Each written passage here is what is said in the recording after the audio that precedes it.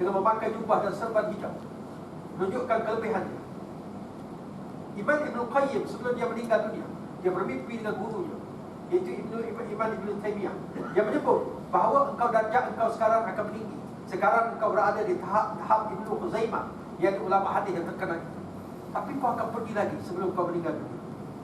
Terkadang diberikan gambaran kebahagiaan, gambaran-gambaran kebaikan. Mimpi orang soleh adalah merupakan kebenaran. Orang jumpa dengan Imam Ghazali, orang tanya, macam mana kedudukan hebat? Mungkin orang nak dengar jawapan Imam Ghazali begini-begini. Dia kata, antara yang Allah Ta'ala jadikan aku kedudukan pada hari ini, ketika aku sedang menulis kitab, lalu datang seekor lalat, lalu dia minum pada dakwah. Dulu main dakwah celup je tu, dakwah celup.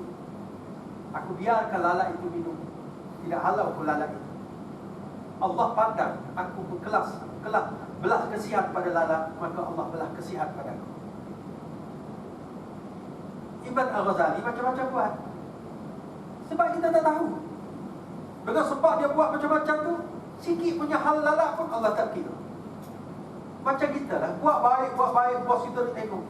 Lepas tu satu hari kita buat baik tu kecil je, tapi yang sebab dah baik banyak tu, yang kecil tu bos kita pun jadikan sebab untuk beri bonus, kau naik pangkat kan. Sebab dia dah tengok lama dah prestasi kita. Dan Umar tu tuan, pilih tahun hijrah. Bila Nabi hijrah 10 tahun dia kat Mekah tuan. Tetapi ketika Nabi buat haji terakhir, dan itulah haji pertama dan terakhir Nabi, disebut Hajjatul Wada. Kata para ulama yang mengiringi Nabi untuk buat haji lebih kurang 100,000 orang. Yang ada di sekeliling Jaziratul Arab juga dekat 100,000 lebih. Campur-campur yang kat Madinah, campur tempat lain lagi, lebih kurang kata ulama, lebih kurang 300,000. 13 tahun di Mekah tanpa kuasa, tak sampai 200. 10 tahun di Madinah dengan kuasa, 300,000.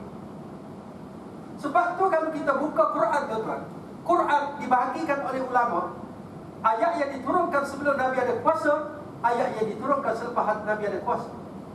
Tuan-tuan tengok atas tu, ada ayat Makkiyah. Makkiyah ayat era Mekah, iaitu ayat yang diturunkan sebelum Nabi belum berkuasa lagi, walaupun bukan diturunkan di Mekah. Madaniyah, ayat kerajaan, ayat Nabi sudah membentuk tamadun, Nabi sudah ada kuasa, walaupun bukan diturunkan di Madinah. Surah An-Nasr, Iza Ja'a Nasrullah, diturunkan pada hari pembukaan kota Mekah, di Mekah, tapi Madaniyah, kerana ketika Nabi memegang tampuk kuasa. Surah At-Taubah, sebahagiannya diturunkan di Tabuk. Tabuk jauh daripada Madinah, jauh daripada Mekah, tapi kerana diturunkan selepas Nabi memegang kuasa politik di Madinah, dinamakan Madaniyah. Bukan je Quran dia dah bahagikan antara kuasa dan tidak ada kuasa. Siapa kata kuasa tak penting untuk Islam, dia telah membohongi sejarah. Tuan-tuan, kalau kuasa berada di tangan orang bukan Islam, atau yang tak ada Islam, mimpi ngeri kita tuan-tuan. Jadi petua aku kena hina, macam-macam kena hina. Tulisan Jawi pun orang tak nak. Padahal tulisan Jawi ditulis orang Melayu. Apa hal kau nak pertikaikan tulisan Jawi? Orang tak usik tulisan kau. Ini tulisan orang Melayu, tanah Melayu. Malaysia, Malay itu Melayu. Sia itu bukan sial lah. Sia itu makna bumi orang Melayu.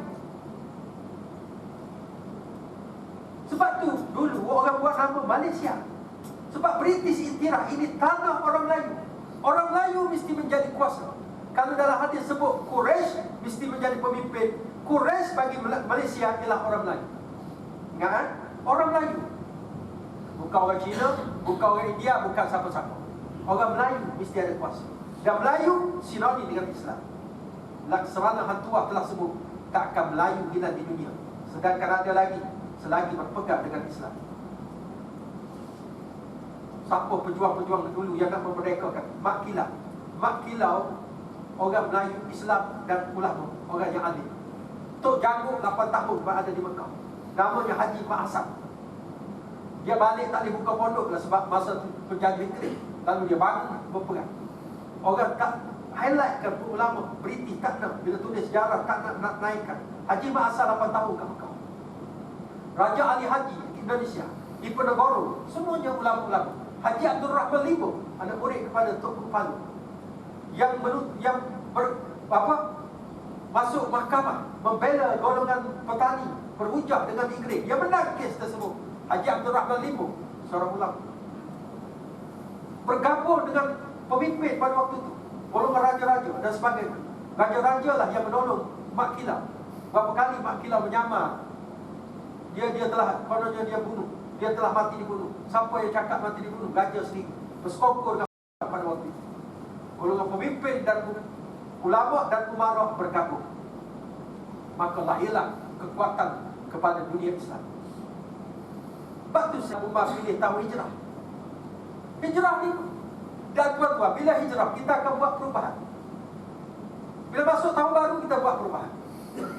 Saya tahu semua di hadapan saya kebanyakan kira umur mengikut kalender Masihi Januari Februari. Kalau tuan-tuan nak ikut umur macam Nabi, tuan-tuan kena kira mengikut kalender hijrah. Siapa-siapa yang berumur 30 tahun tambah sendiri setahun, 31 tahun. Siapa-siapa yang berumur 60 tahun jangan pasal 60 tahun, dia 62 tahun.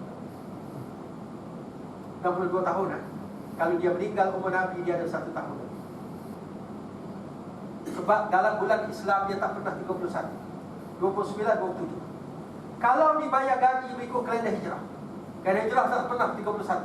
Setiap 5 tahun orang yang bayar gaji dengan kalender hijrah, dan satu syarikat membayar gaji dengan kalender Januari Februari, yang dibayar gaji dengan kalender hijrah, setiap 5 tahun dia dapat lebihan 3 bulan gaji berbanding dengan dibayar Januari Februari. Kesimpulannya, pertama, Nabi hijrah bukan lari satu, sudah dirancang. Orang Yahudi pun dah tahu cerita Nabi hijrah. Sebab tu orang Yahudi duduk dekat Madinah, Yasrib. Kalau mereka tengok dalam kitab mereka, Yasrib inilah tempat Nabi akhir zaman akan datang. Dan mereka sentiasa berperasan bahawa Nabi akhir zaman keturunan Bani Israel, bukan keturunan Arab. Sebab tu setiap kali bergaduh dengan orang Aus dan Khazraj, mereka agak ubuk. Kalau Nabi akhir zaman sudah datang, kami akan perangi kamu wahai orang Arab dengan Nabi akhir zaman. Tiba-tiba orang Aus dan Khazraj jumpa Nabi Muhammad, bukan orang Yahudi, terus cepat-cepat diambil, buat perjanjian Aqabah 1, Aqabah 2, jemput Nabi datang ke Madinah. Bukan Nabi pelarian untuk diangkat menjadi pemimpin. Sebab tu dalam piagam Madinah, piagam 122 yang sendiri Nabi buat. Orang Yahudi pun tahu Nabi akan hijrah. Hijrah Nabi dengan strategi, dengan perancangan. Semua mainkan peranan. Kadang-kadang Sayyidina Ali ganti tempat tidur. Perempuan, bagaimana Asma binti Abu Bakar bawa naik, tuan-tuan. Nabi bersembunyi di Gua Sur dulu. Kalau Nabi pergi terus orang dapat follow. Allah tak turunkan borok. Perjuangan dia ada strategi. Tuhan tidak turunkan malaikat untuk membantu Nabi. Isra' Mi'raj boleh turun naik, sebab itu jemputan Tuhan. Tapi bila berbabit perjuangan, kena usaha. Pertolongan datang setelah berusaha. Nabi rancang strategi keluar pada waktu malam, masuk apa semua. Dalam Gua Sur dulu tak pukul 3. Gua Sur kalau siapa pergi ke Mekah nak naik bukan main jauh. Asma binti Abu Bakar radhiyallahu anhuma naik dengan mengikat di pinggangnya makanan untuk dibawa, tanpa lampu suluh, tanpa pelita, takut orang kesan. Bayangkan dia tengah saraf mengandung selama bulan lebih. Bila masa untuk bersalin, dialah yang panjang naik. Hamka menjadi murung ketika isterinya meninggal dunia. Buya Hamka seorang ulama terkenal, sehingga kan dia tumpukan membaca Quran 3-4 jam sehari. Anaknya kata, wahai abah, ayah, kenapa selalu baca Quran lebih pada? Dia kata, aku teringatkan ibu kamu. Setiap kali aku teringatkan ibu kamu, aku alihkan ingatan itu pada Quran. Aku bimbang kecintaan terhadap Allah dan Rasul dikalahkan oleh kecintaan dan rindu aku pada ibu kamu. Isteri Buya Hamka bukan ulama, bukan ustazah, bukan apa. Ketika orang memuji dia dalam satu majlis, kalau berkhidmat untuk Hamka, dia dengan merendah diri, aku hanyalah tukang masak kepada seorang penceramah. Tapi di sebalik kehebatan Hamka yang menulis berbagai kitab, di belakangnya ada seorang perempuan yang sangat hebat. Terutama hari ini, hari Ashura, siapa yang melapangkan rezeki untuk keluarga dia, Allah akan lapangkan rezekinya sepanjang tahun, insyaAllah. Jangan berkira dengan isteri. Sedekah yang paling besar ialah sedekah pada anak dan isteri. Infak yang paling besar, baru ni kita dengar khutbah beberapa minggu lepas. Infak paling besar untuk anak dan isteri, bukan untuk mahat tahfiz, bukan untuk orang miskin. Paling besar untuk anak dan isteri. Dan kita mencecah usia 40 tahun. Allah sebut usia 40 tahun. Apa yang nak buat? Allah sebut dalam Quran, qala rabbi auzi'ni an ashkura ni'mataka allati 'alayya. Wahai Tuhan, kau berikanlah kepada aku supaya aku dapat bersyukur dengan nikmat yang kau beri ke atasku, dan juga nikmat mempunyai dua ibu bapa. Al-jannatu tahta aqdamil ummahat, syurga bawah tapak kaki. Kemudian wa an a'mala salihan tardah. Wahai Allah, supaya aku buat amal soleh yang engkau redai. Umur 40 tahun ke atas khususnya, dan yang lain pun kena ingat, jangan main-main lagi dengan ibadah. Jangan lagi ada solat yang ditinggalkan. Jangan asyik jamak solat asar dengan maghrib. Kemudian buat amal betul-betul, belajar betul-betul, amal yang diredai oleh Allah. Jangan main-main lagi. Umur 40 tahun, umur yang serius, bukan umur main-main. 50-60 ke atas. A'mar ummati ma baina 60 wa 70 wa akulluhum man yajuzu zalik. Umur umatku antara 60-70 tahun. Kalau kita abaikan lagi, tuan-tuan, nanti kalau kita kena sakit, kita tak datang waktu sihat. Sakit kita itu tidak akan mendatangkan pahala seperti kita sihat. Siapa-siapa yang sakit tapi waktu sihat dia pergi masjid, pergi belajar, buat macam-macam, sakit menghalang dia untuk buat, Tuhan akan salurkan pahala sebiji macam dia buat. Yang waktu PKP dulu tak datang masjid, tapi sebelum PKP memang dia datang. Waktu PKP dia tetap dapat pahala waktu datang ke masjid.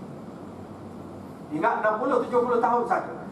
Lebih daripada itu tak ramai umat Nabi Muhammad. Saya 49 mengikut kalender Masihi, kalender Hijrah 50 dah. Kalau saya meninggal Nabi, kalau meninggal Nabi, saya ada 13 tahun lagi. Penjanjelek 13 tahun, tak ada apa pun. Sekejap saja. Ingat, harta yang kita kumpul, kita nak putus setara mana? Saya pernah jumpa ada ramai orang yang dia beli rumah dengan duit dia sendiri. Dia kerja, isteri dia tak bekerja, tapi pada hari terakhir sebelum dia dihantar ke kubur, orang letakkan dia atas tikar perempuan yang berlubang-lubang, bukan atas kapit yang tersandar dekat dinding rumah dia. Itulah nilai harga dunia yang dia kumpulkan puluhan tahun. Kita sakit tak payah mati lagi sakit, tuan. Sakit tempat yang paling jauh kita boleh pergi ialah bilik air dalam bilik tidur rumah kita. Ketika tetamu menutup pintu pun kita terhege-hege, cari dulu tongkat yang 3 tu nak pergi, ataupun kursi roda. Apa nilai dunia? Sebab tu orang paling kaya di Arab Saudi, pengasas bank Ar-Rajhi, dia telah kosongkan akaun bank. Dia bagi ke anak-anak, beri ke apa, dia infakkan semua, masukkan dalam yayasan. Yayasan yang tangguh makan minum dia, duit 1 sen tak ada, padahal dia pemilik bank. Bila orang tanya bagaimana perasaan anda, dia kata, aku rasa bebas seperti burung yang terbang. Aku rasa tak ada ikatan lagi dengan harta dunia dan sebagainya. Kalau Tuhan panggil aku bila-bila masa, dengan senang aku akan berjumpa dengan Tuhan. Bukan saya suruh tuan-tuan kosongkan akaun bank, tidak, tuan-tuan. Tapi jangan kerana mengejar dunia sampai tak nampak kelibat di rumah Allah. Kadang-kadang mereka pasal malam je, bukan saya nak orang mereka pasal malam. Kadang-kadang asal tak sembahyang, maghrib tak sembahyang, untung juta-juta kan? Ada pasal malam sebelah masjid, saya tak nak sebut tempat mana, sebelah masjid, berpisah dengan pagar masjid pasal malam. Orang azan, ni, baru pergi lagi, siap lampu-lampu lagi. Wah, kacau kata. Ingat, umur 40. Kemudian wa aslih li fi zurriyyati. Wahai Tuhan, biar aku dapat baiki diriku dan anak. Bila umur 40 tahun, anak sudah remaja. Anak remaja kita buat kawan, Tuhan. Anak waktu kecil kita layan bagi raja. Bila sudah meningkat dewasa, kita jadi kawan, biar dia kongsi dengan kita. Kemudian inni tubtu ilaika, bertaubat pada Engkau Tuhan. Cukuplah dosa yang aku buat. Setiap orang ada sisi gelap dalam hidupnya. Saya, tuan-tuan, mungkin ada dosa-dosa kita buat. Tak ada orang yang tidak ada dosa. Allah paling suka orang bertaubat padanya. Allah sangat suka. Allah tidak pernah menutup pintu taubat, kecuali bila nyawa di hujung halqum dan matahari terbit sebelah barat. Sebanyak dosa mana pun, sebanyak kuih di laut, pasir di pantai, bintang di langit, kita datang kepada Allah dengan taubat, Allah lupakan semua dosa-dosa kita. Inni wa inni minal muslimin. Jadikanlah aku orang Islam betul-betul. Bukan Islam yang faham, Islam sembahyang, puasa, zakat, haji. Islam sangat luas, sampai kaki nak dihulurkan masuk tandas pun Islam ajar. Macam mana mengurus bersih kita, agama lain tak ajar soal bersih. Islam ajar apa yang diucapkan waktu bersih. Ketika meluap, Islam ajar bagaimana cara mentadbir meluap.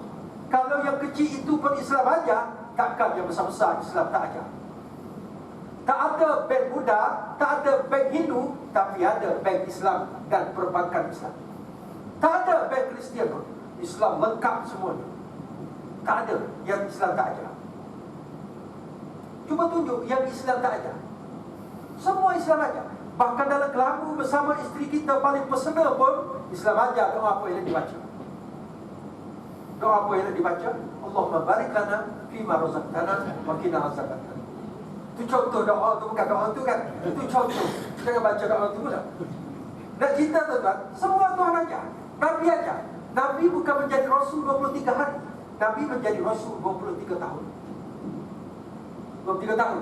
Kalau Nabi hanya untuk ajar sembahyang, tak perlu tunggu 23 tahun. Buat kerusuh semak solat, seminggu selesai. Buka kaunter zakat, tak sampai 3 hari beres. Buka kerusuh haji, Mekah dah ada, Kaabah dah ada kat Mekah. Terus praktikal. Sekali cukup. Dah orang boleh buat haji. Tapi kenapa Allah selamatkan Nabi dalam belas-belas percubaan membunuh? Kerana Allah nak sempurnakan Islam selama 23 tahun. Dan yang kedua, Nabi bina masjid. Jangan tinggal masjid. Yang kedua, perpaduan. Nabi jadikan adik-beradik angkat. Al-Mu'akhah, antara orang Muhajirin dan Ansar, antara orang Aus dan Khazraj. Perpaduan umat Islam jangan dipecahkan, jangan diruntuhkan. Jangan merasa kita boleh hebat dengan bersendiri. Tidak ada. Yang kita boleh menjadi hebat di mata orang-orang bukan Islam, di mata orang kafir dan musuh Islam, ialah dengan perpaduan dan penyatuan. Kita pecahkan penyatuan ini, kita akan menerempak mungkin di bumi sendiri. Orang-orang Arab, kenapa mereka tak kuat? Mereka hilang kesatuan. Nabi jadikan adik-beradik angkat. Adik angkat ada tuan-tuan, tapi lelaki sama lelaki. Jangan macam budak sekolah saya tu, jangan lelaki buat adik angkat perempuan. Padahal adik dia dah 3 kat rumah tu, tak cukup lagi. Adik dia kat rumah kurang kasih sayang, dia tak peduli. Tak buat adik angkat. Adik